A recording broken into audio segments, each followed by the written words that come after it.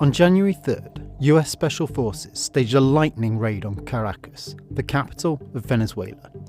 Their targets were the country's president, Nicolás Maduro, and his wife, Cilia Flores. Maduro and Flores were snatched from their beds and whisked out of the country.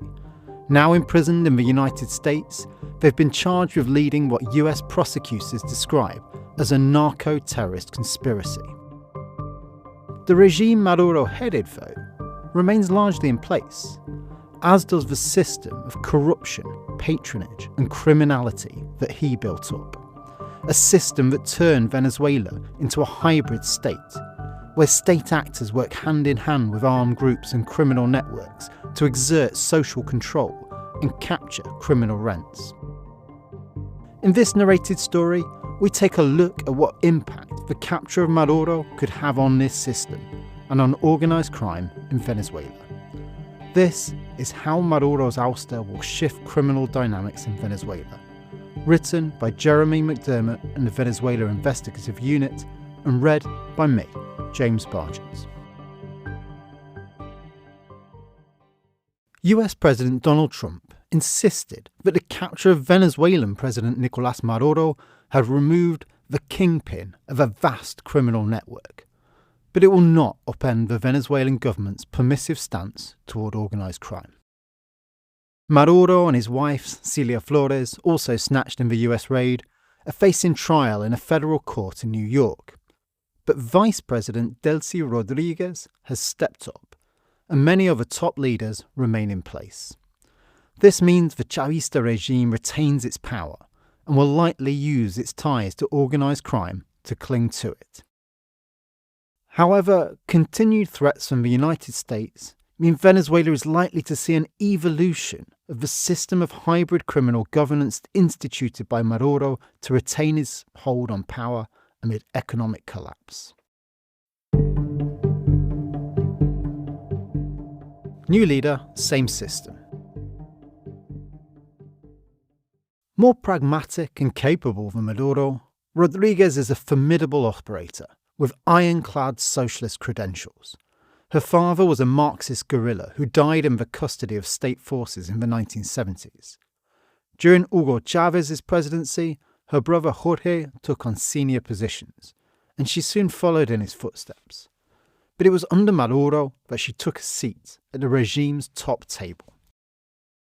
After a career in Venezuelan foreign policy and several years as foreign minister, Rodriguez rose to the vice presidency in 2018 and went on to hold multiple important economic posts. During her tenure, she's helped Maduro weather some of the most serious challenges of recent years, from the economic crisis to international sanctions. Together with her brother Jorge, who became Maduro's chief political advisor, they represent the civilian face of the regime. The military, a key pillar of the regime's stability, remains in the hands of Defense Minister General Vladimir Padrino Lopez, who has held the post since 2014. Another of the most powerful regime figures, Diosdado Cabello, who, as a lieutenant, participated in Chávez's failed coup, is still untouched and remains Interior Minister. The opposition has been sidelined. It is headed by Nobel Prize winner Maria Corina Machado, who, despite being banned from the 2024 presidential elections, still garnered huge support. Her fellow party member, Edmundo González, who ran in her place, secured around 60% of the vote, according to voting machine tallies the opposition were able to gather. Trump described Machado as a very nice woman, but insisted she does not have the respect within the country to lead. In other words, she lacks influence over the military and Chavista machinery through which she would have to govern. The United States seems well aware that, at the moment, the only way to avoid chaos and potential civil conflict is to keep a Chavista leader in place. Trump appears to have little appetite for state building, and it is unlikely that his political base would accept a significant and long-term deployment of US troops, and the resources needed to provide security for any non-Chavista government.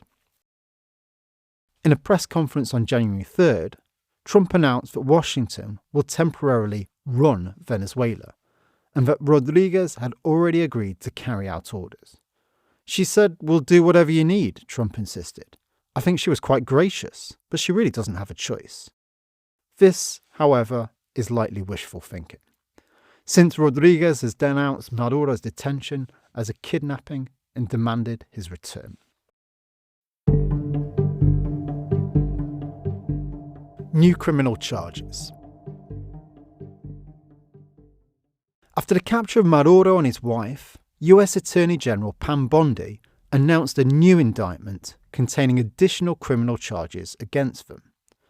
It's notably different from the 2020 indictment, where Maduro was listed, along with Diosdado Cabello, as the head of the Cartel of the Suns. In this indictment, Maduro's wife is mentioned for the first time in connection with drug trafficking, along with his son, Nicolás Ernesto Maduro. Diosdado Cabello is mentioned again, and, for the first time, Nicolás Maduro is linked directly to the head of Tren de Aragua, Héctor Guerrero Flores, alias Niño Guerrero. Tren de Aragua was founded as a prison-based gang in Venezuela and went transnational off the back of the millions of Venezuelan migrants, not the drug trade. To date, there is little evidence of the gang being involved in major drug trafficking. The new indictment notably leaves out Padrino, who has run the military for the last 11 years and presided over its deepening involvement in the drug trade. He already faced a separate indictment and has a $15 million reward for his capture by the US State Department. Potential fallout. All of the cocaine trade and much of the criminal dynamics in Venezuela are linked to Colombia. And the US action against Maduro sent shockwaves through Colombia. Trump has been in a social media war with Colombian President Gustavo Petro since he took office.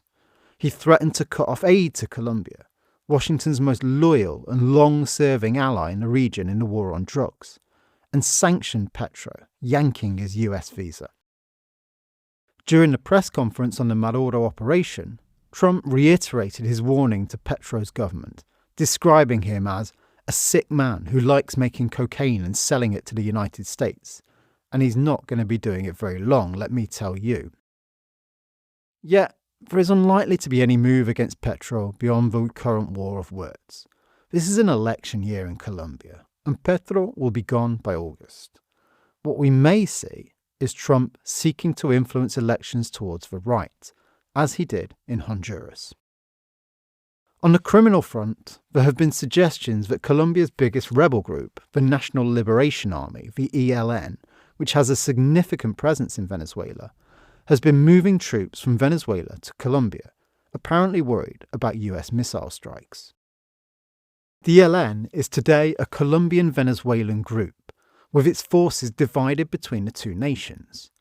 But while in Colombia it's an insurgent force, in Venezuela it's acted as a pro-regime paramilitary force and offered direct support to Maduro.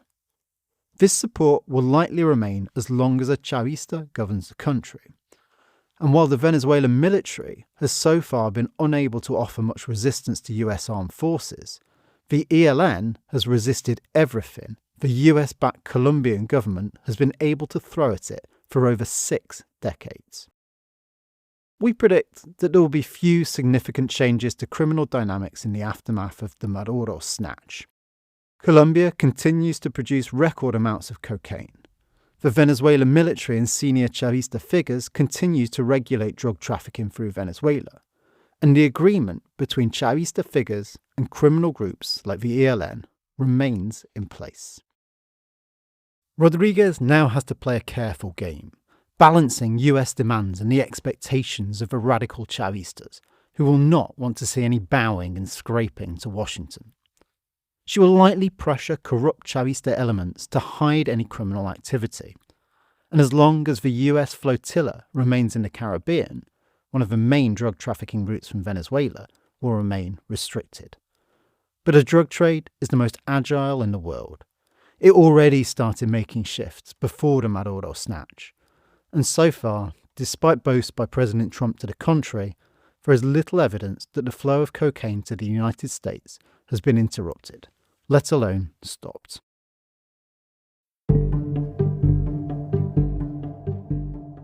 This was How Maduro's Ouster Will Shift Criminal Dynamics in Venezuela, published January 5th, 2026.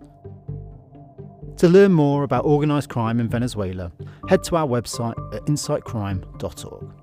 There you'll find daily coverage of this ongoing crisis, profiles of a main actor, and years of in-depth investigations into the hybrid state in Venezuela. We'll be back with another story next week. Thanks for listening.